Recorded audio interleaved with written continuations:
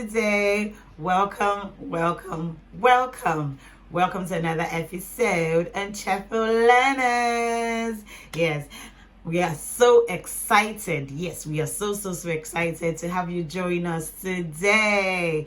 Yes, just like our name says, we are cheerful, we are happy, and we love to learn. Okay, today we are going to be looking at something interesting. Yes, we are going to be looking at a digraph.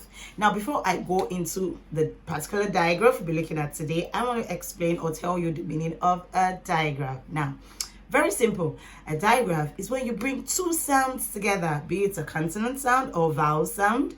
You can bring two consonant sounds and then it gives you just one sound. So consonant sounds together could give you one sound. Two vowel sounds together that comes together and gives just one sound is called a digraph.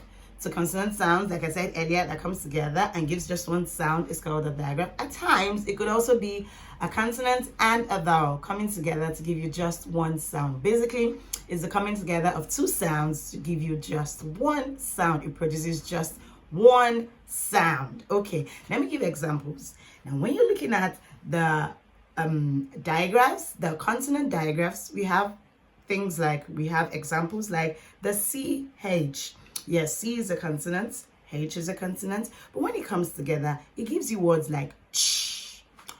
Normally, when you need to pronounce your C, you hear the k sound. When you need to pronounce your H, you hear the h sound. But when they come together, they give you the ch sound. Ch, ch, ch. Yeah, surprising. Yes, okay. So, for the vowel, you have words like and you have words like a. When they come together, they give you things like E, A, E. Oh my, you're shocked, right? Okay.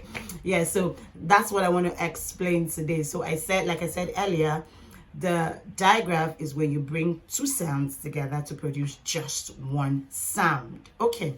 So today, like one of the examples I gave when I'm talking about examples of the digraph, I mentioned the EA. So I want us to look at the EA digraph today. Okay. So the EA digraph is the coming together of two vowel sounds. Yes, coming together of two vowel sounds. So we have the E and we have the A. Now, when they come together, they produce different sounds. Yes, this particular digraph has three sounds. Yes, it has three sounds.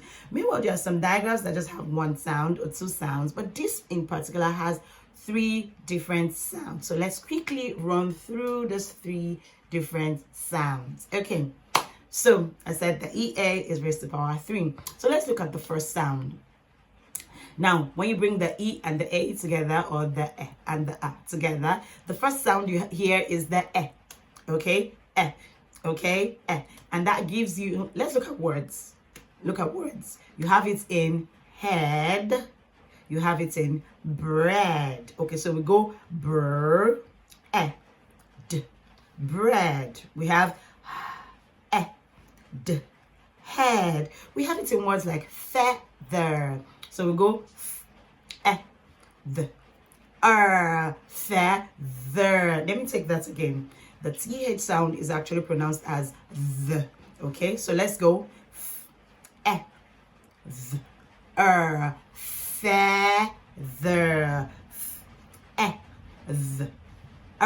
Feather. Okay, so when we're looking at the EA sound that gives the sound I just gave you different words. Okay, all right, let's look at the EA sound that gives the sound E. That's the second EA sound. It gives E. So you have it in words like tea. You have it in words like meat.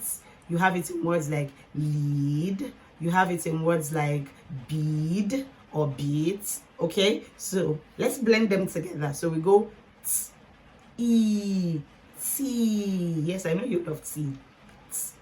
E, T. Okay, the next word we have eat, meat. Okay, we have eat, lead. Okay, you can find it in words like stream,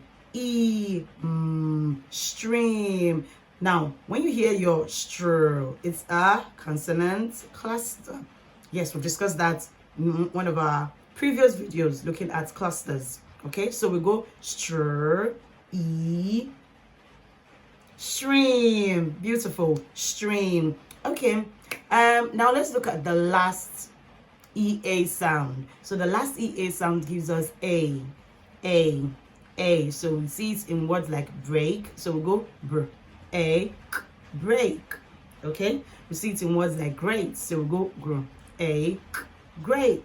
You see it in words like yay. We go a, yay. Awesome. You see it in words like steak. So we go st.